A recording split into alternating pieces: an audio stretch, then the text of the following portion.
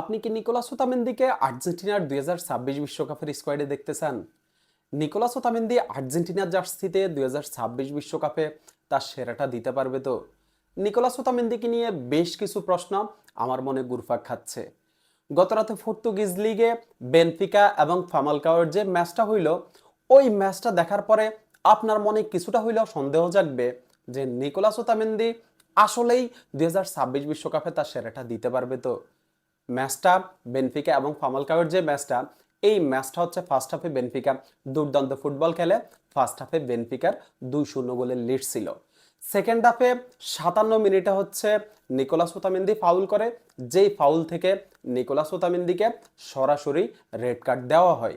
Nicolas Otamendi হচ্ছে উঠে যাওয়ার পরে বেনফিকা 10 জনের দলে পরিণত হয়।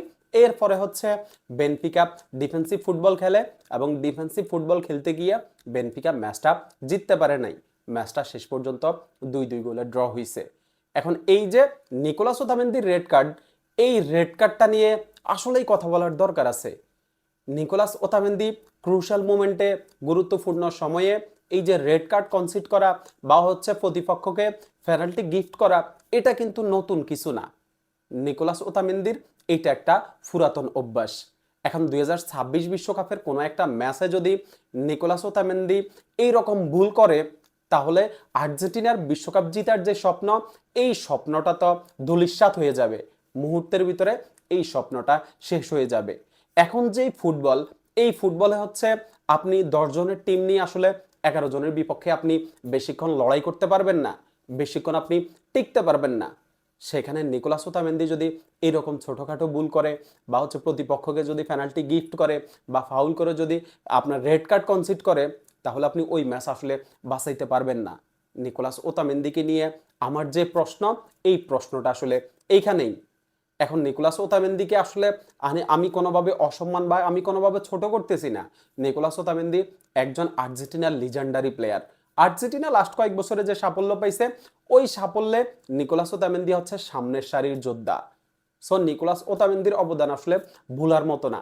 কিন্তু নিকোলাস ওতামেন্দি যদি 2024 কোপা আমেরিকার পরে আর্জেন্টিনা ন্যাশনাল টিম থেকে অবসর নিয়ে নিত, আমার কাছে মনে হয় যে নিকোলাস ওতামেন্দির সম্মানের জায়গাটা অনেক উঁচুতে থাকতো।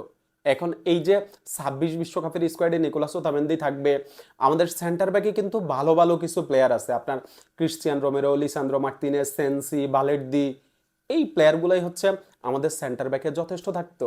সেখানে নিকোলাস ওতামেন্দি হচ্ছে স্কালোনির পছন্দ। আপনার হচ্ছে নিকোলাস ওতামেন্দি বিশ্বকাপের স্কোয়াডে থাকবে।